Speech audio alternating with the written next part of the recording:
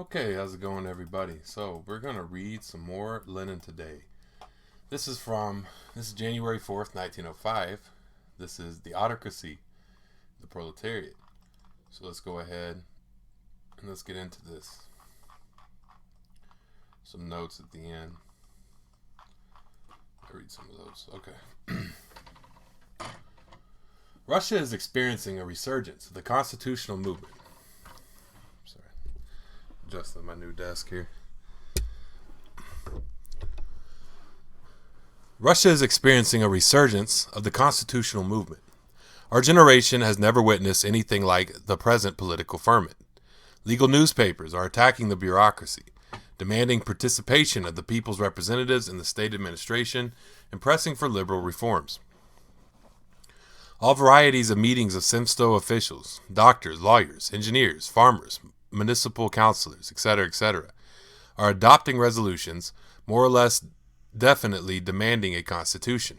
Passionate appeals for liberty and political accusations of a boldness to which the Russian man in the street is unaccustomed can be heard at every turn.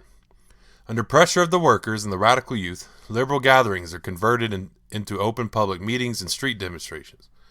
Undercurrents of discontent are manifestly stirring among wide sections of the proletariat, among the poor of town and country. Although the proletariat has taken a comparatively small part in the more spectacular and ceremonious manifestations of the liberal movement, although it seems to be standing somewhat aloof from the polite conferences of the solid citizens, everything points to the fact that the workers are keenly interested in the movement. Everything points to the fact that the workers are eager for big public meetings and open street demonstrations. The proletariat is holding itself back, as it were, carefully taking its bearings, gathering its forces, and deciding the question whether or not the moment for the decisive struggle for freedom has come. Apparently, the wave of liberal excitation is beginning to subside somewhat. The rumors in foreign newspapers reports to the effect that reactionaries have gained the upper hand in the most influential court circles are being confirmed. The ukase of Nicholas II, published the other day, was a direct slap in the face for the liberals. The Tsar intends to preserve and uphold the autocratic regime. The Tsar does not want to change the form of government and has no intention on granting a constitution. He only promises, all manner of reforms of a quite paltry nature. No guarantees, of course, are given that these reforms will really be implemented. Police restrictions against the liberal press are becoming daily and hourly more stringent. All open demonstrations are being suppressed again, if anything, with greater severity than before. The screw is being put on the liberal councilors again, both Simsto and municipal, still more so in the case of those officials who play the liberal. The liberal newspapers are falling into a despondent tone and apologizing to their correspondents for not publishing their letters, which they dare not do. It is quite within the realm of possibility that the wave of liberal agitation, which rose so rapidly after the permission granted by Svyatopolk-Mirsky, will abate just as quickly after the new ban. One must distinguish between the profound causes which inevitably and unavoidably lead, and will lead more and more, to opposition and struggle against the autocracy, and the trivial reasons of a passing liberal ferment. The profound causes lead to profound, powerful, and persistent popular movements. Trivial reasons are at times cabinet changes or the usual attempt on the part of the government to pursue for an hour the policy of the sly fox, end quote, after some terrorist act. The assassination of Pleve evidently cost the terrorist organization tremendous effort and involved long preparation. The very success of this terrorist act hears out all the more strikingly the experience of the entire history of the Russian revolutionary movement, which warns us against such methods of struggle as terrorism. Russian terrorism has always been a specifically intellectualist method of struggle, and whatever may be said of the importance of terrorism, not in lieu of, but in conjunction with, the people's movement, the facts irrefutably testify that in our country, individual political assassinations have nothing in common with the forcible actions of the people's revolution. In capitalist society, a mass movement is possible only as a class movement of the workers. This movement is developing in Russia according to its own independent laws. It is proceeding in its own way, gaining in depth and in breadth, and passing from a temporary lull to a new upsurge. It is only the liberal wave that rises and falls strictly in accord with the moods of the different ministers, whose replacement is accelerated by bombs. Small wonder, then, that sympathy with terrorism is to be met so often in our country, among the radical or radical-posing representatives of the bourgeois opposition. Small wonder that, among the revolutionary intelligentsia, the people most likely to be carried away, whether for long or for a moment, by terrorism, are those who have no faith in the vitality and strength of the proletariat and the proletarian class struggle. The fact that the spurt of liberal activity for one or another reason is short-lived and unstable cannot, of course, make us forget the irremovable contradiction that exists between the autocracy and the needs of the developing bourgeois society. The autocracy is bound to be a drag on social development, the interests of the bourgeoisie as a class, as well as the interests of the intelligentsia, without which modern capitalist production is inconceivable. Clash more and more with the autocracy as time goes on. Superficial, though, the reason for the liberals' declarations may be, and petty, though the character of the liberals' half-hearted and unequivocal position, the autocracy can maintain real peace only with a handful of highly privileged magnates from the landowning and merchant class, but in no sense with that class as a whole. Direct representation of the interests of the ruling class in the form of a constitution is essential for a country that wants to be a European country and, on pain of political and economic defeat, is obliged by its position to become a European country. It is therefore extremely important for the class-conscious proletariat to have a clear understanding both of the inevitability of the liberals' protests against the autocracy and of the actual bourgeois character of these protests. The working class is setting itself the great and epoch-making aims of liberating humanity from every form of oppression and exploitation of man by man. Throughout the world, it has striven hard for decades on end to achieve these aims, steadily widening its struggle and organizing itself in mass parties, undaunted by occasional defeats and temporary setbacks. Nothing could be more vital for such a truly revolutionary class than to rid itself of all self-deception, of all mirages and illusions. One of the most widespread and persistent illusions with us in Russia is the notion that our liberal movement is not a bourgeois movement, and that the impending revolution in Russia will not be a bourgeois revolution. The Russian intellectual, from the most moderate Osvobodniye liberal to the most extreme socialist revolutionary, always thinks that one makes our revolution colorless, that one degrades and vulgarizes it, by admitting it to be a bourgeois revolution. To the Russian class-conscious proletariat, this admission is the only true class characterization of the actual state of affairs. To the proletarian, the struggle for political liberty in a democratic republic in a bourgeois society is only one of the necessary stages in the struggle for the social revolution which will overthrow the bourgeois system. Strictly differentiating between stages that are essentially different, soberly examining the conditions under which they manifest themselves, does not at all mean indefinitely postponing one's ultimate aim, or slowing down one's progress in advance. On the contrary, it is for the purpose of accelerating the advance and of achieving the ultimate aim as quickly and securely as possible that it is necessary to understand the relation of classes in modern society. Nothing but disillusionment and unending vacillation await those who shun the alleged one-sided class point of view, who would be socialists, yet are afraid openly to call the impending revolution in Russia, the revolution that has begun in Russia, a bourgeois revolution. Characteristically, at the very height of the present constitutional movement, the more democratic of the legal publications took advantage of the unusual freedom to attack not only the quote-unquote bureaucracy, but also the quote exclusive and hence erroneous theory of the class struggle, end quote, which is alleged to be quote scientifically untenable, end quote. Nasha number 28. If you please, the problem of bringing the intelligentsia closer to the masses, quote, has hitherto been dealt with solely by throwing the emphasis on the class contradictions existing between the masses and those sections of society from which the greater part of the intelligentsia springs, end quote. Needless to say, this presentation of the facts is completely at variance with the real state of affairs. The very opposite is true. The entire mass of the Russian legally active uplift intelligentsia, all the old Russian socialists, all political figures of the Osvobodniye type, have always completely ignored the profound nature of the class contradictions in Russia in general, and in the Russian countryside in particular. Even the extreme left Russian radical intelligentsia, the Socialist Revolutionary Party, sins most in ignoring this fact. One need only recall its usual arguments about the, quote, laboring peasantry, end quote, or about the impending revolution being, quote, not a bourgeois but a democratic one, end quote.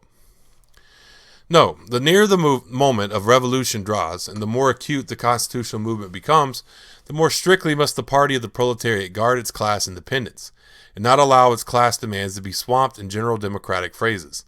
The more frequently and decidedly the representatives of so-called society come forward with what they claim to be the demands of the whole people, the more relentlessly must the social democrats expose the class nature of this quote-unquote society. Take the notorious resolution of the secret Zemstvo Congress, the quote-unquote secret Zemstvo Congress, held on November 6th through 8th. You will find there, thrust into the background deliberately, hazy and half-hearted constitutional aspirations. You will find mention there of the people and society, more often society than the people. You will find the most detailed and comprehensive suggestions for reforms of the Zemstvo and municipal institutions. Institutions, that is, which represents the interests of the landowners and the capitalists.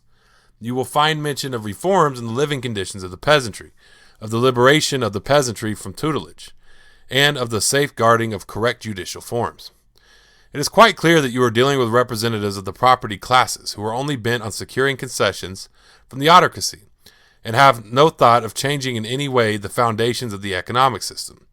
If people like these want a, quote, radical, allegedly a radical change in the present state of inequality and oppression of the peasantry, end quote, it only proves anew that the social democrats were right in tirelessly stressing the backwardness of the system and of the living conditions of the peasantry in relation to the general conditions of the bourgeois order.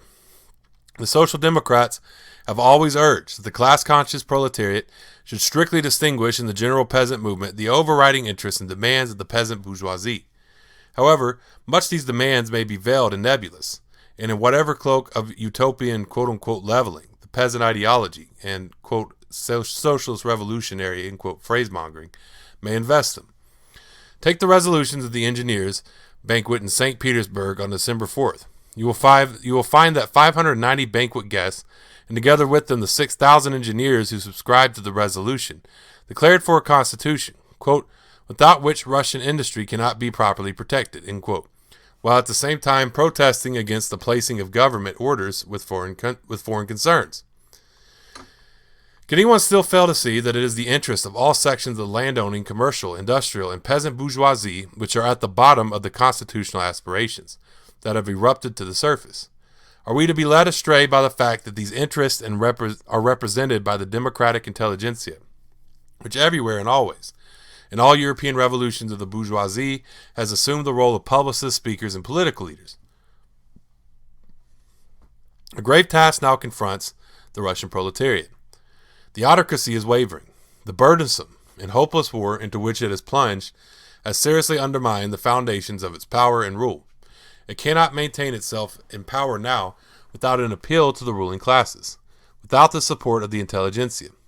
Such an appeal and such support, however, are bound to lead to constitutional demands.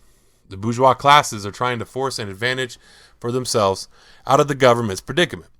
The government is playing a desperate game. It is trying to wriggle out of its difficulties, to get off with a few paltry concessions, non-political reforms, and non-committal promises, with which the Tsar's new ukase is replete. Whether this game will succeed, even temporarily and partially, will in the long run depend on the Russian proletariat, on the degree of its organization and the force of its revolutionary onset. The proletariat must take advantage of the political situation, which is greatly in its favor. The proletariat must support the constitutional movement of the bourgeoisie. It must rouse and rally to its side the broadest possible section of the exploited masses, muster all its forces, and start an uprising at the moment when the government is in the most desperate straits and popular unrest is at its highest. What immediate form should the proletariat's support of the constitutionalists take? Chiefly, the utilization of the general unrest for the purpose of carrying on agitation and organizing the least involved and most backward sections of the working class and peasantry. Naturally, the organized proletariat, social democracy, should send its forces among all classes of the population. Yet, the more independently the classes now act, the more acute the struggle becomes, and the nearer the moment of the decisive battle approaches. The more should our work be concentrated on preparing the proletarians and semi-proletarians themselves for the direct struggle for freedom.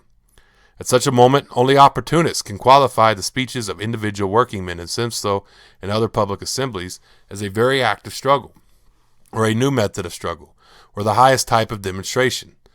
Such manifestations can only be of quite secondary importance. It is far more important now to turn the attention of the proletariat to really high and active forms of struggle, such as the famous mass demonstration in Rostov and a number of mass demonstrations in the South. It is far more important now to increase our ranks, organize our forces, and prepare for an even more direct and open mass conflict. Of course, there is no suggestion in this that the ordinary day-to-day work of the Social Democrats should be abandoned. Social Democrats will never give up that work, which they regard as the real preparation for the decisive fight, for they rely wholly and exclusively on the activity, the class consciousness, and the organization of the proletariat, on its influence among the laboring and exploited masses. It is a question of pointing out the right road, of calling attention to the need for going forward, to the harmfulness of tactical vacillations, the day-to-day work, which the class-conscious proletariat should never forget under any circumstances. Includes also the work of organization. Without bread and diverse workers, organizations, and without their connection with revolutionary social democracy, it is impossible to wage a successful struggle against the autocracy. On the other hand, organizational work is impossible without a firm rebuff to the disorganizing tendencies displayed in our country, as everywhere else, by the weak-willed intellectual elements in the party, who change their slogans like gloves. Organizational work is impossible without a struggle against the absurd and reactionary organization as process, quote-unquote, theory, which serves to conceal confusion of every description. The development of the political crisis in Russia will now depend chiefly on the course of the war with Japan. This war has done more than anything else to expose the rottenness of the autocracy. It is doing more than anything else to drain its strength financially and militarily, and to torment and spur on to revolt the long-suffering masses of the people, of whom this criminal and shameful war is demanding such endless sacrifices. Autocratic Russia has already been defeated by constitutional Japan, and dragging on the war will only increase and aggravate the defeat. The best part of the Russian Navy has been destroyed.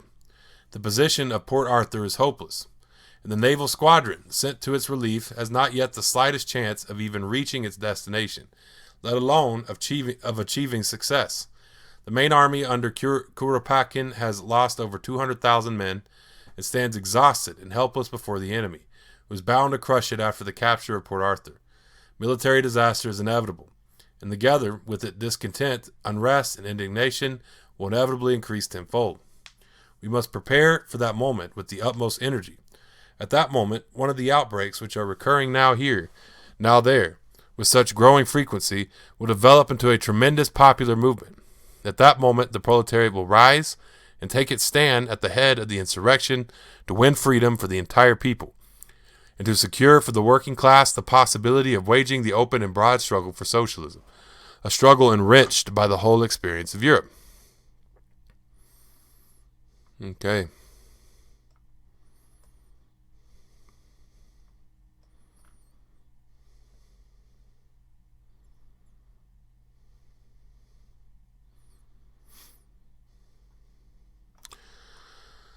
Let's see. He talks about the Ostvolksbosnier liberals. Let's explain some of these people here. It's got a couple notes here. So, Ostvolksbosnier liberals. Bourgeois liberals grouped around the magazine Ostvolksbosnier, Emancipation, which is published abroad in 1902 and under 05 under the editorship of P.B. Struve. Those Ostvolksbosnier liberals organized the liberal monarchist Ostvolksbosnier League in January 1904. Later they formed the nucleus of the principal bourgeois party in Russia, the Constitutional Democratic Party, Cadets. So I didn't know that's where the Cadets came from. Guess that makes sense. Okay. And then it says here,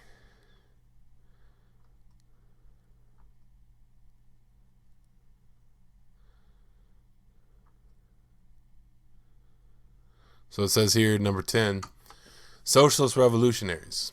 A petty bourgeois party in Russia which arose at the end of 1901 and the beginning of 1902 as a result of the union of the Narodnik groups and circles, the newspaper Revolutionaya Rossiya, Revolutionary Russia, and the magazine Vestnik Russkoy Revoluции, Herald of the Russian Revolution, became its official organs. The view of the socialist revolutionaries were an eclectic mixture of the ideas of Narodism and revisionism.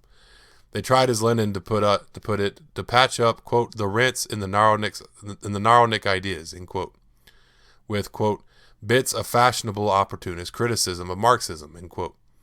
See present edition, volume 9, quote, Socialism and the Peasantry, end quote. The socialist revolutionaries failed to see the class distinctions between proletariat and peasantry, glossed over the class differentiation and contradiction within the peasantry, and rejected the proletariat's leading role in the revolution. The tactics of individualitarianism, which the socialist revolutionaries advocated as a basic method of struggle against the autocracy, caused great harm to the revolutionary movement and made it difficult to organize the masses for revolutionary struggle. The agrarian program of the socialist revolutionaries emphasized the abolition of private ownership of the land and its transfer to the village communes on the basis of equalized tenure, as well as the development of all forms of cooperation.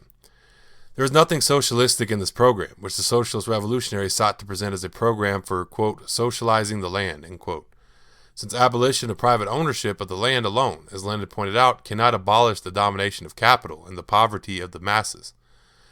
The real historically progressive content of the socialist revolutionary agrarian program was the struggle for the abolition of landlord ownership for the, quote, American, end quote, way of capitalist development in Russian agriculture.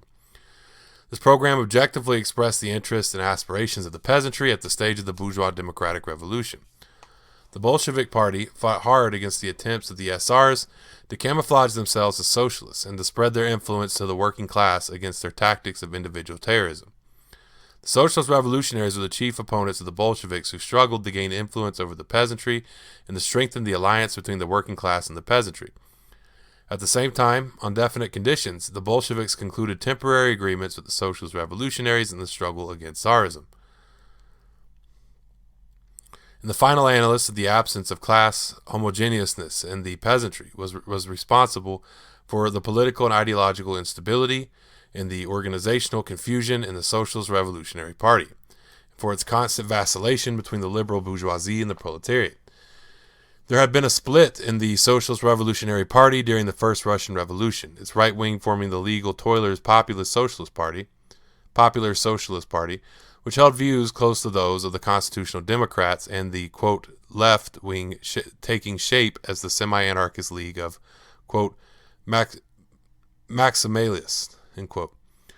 During the Stolypin reaction, the Socialist Revolutionary Party experienced a complete ideological and organizational breakdown. The First World War saw most socialist revolutionaries adopt the standpoint of social chauvinism. After the victory of the February Bourgeois Democratic Revolution in 1917, the socialist revolutionaries, together with the Mensheviks and Constitutional Democrats, were the mainstay of the counter-revolutionary bourgeois landlord provisional government, in which leaders of the party, Kerensky, Avksentsev, and Chernov, participated, influenced by the revolutionizing of the peasantry. The, quote, left wing of the socialist revolutionary founded an independent party of left socialist revolutionaries at the end of November 1917, striving to maintain their influence among the peasant masses. The left socialist revolutionaries formally recognized the Soviet power and entered into an agreement with the Bolsheviks. But with the development of the class struggle in the villages, they turned against the Soviet power. During the foreign military intervention in the Civil War, the socialist revolutionaries carried on counter-revolutionary subversive activity, strongly supported the interventionists and White Guard generals, took part in counter-revolutionary plots, and organized terrorist acts against leaders of the Soviet state. One of which, one of which was Lenin, socialist revolutionaries who shot Lenin in 1918? So, after the Civil War, the socialist revolutionaries continued their hostile activity against the Soviet state within the country and abroad among White Guard emigres. Okay, yeah, so...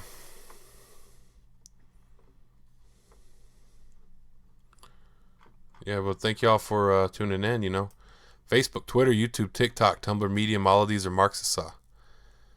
Thank y'all for tuning in. Y'all have a great, Facebook, Twitter. Actually, you know what? I have a PayPal now. If y'all want to support me, you could, I'll have the link below. It's paypal.me/Marxistsaw. If y'all want to, support me, that's one way you could do it.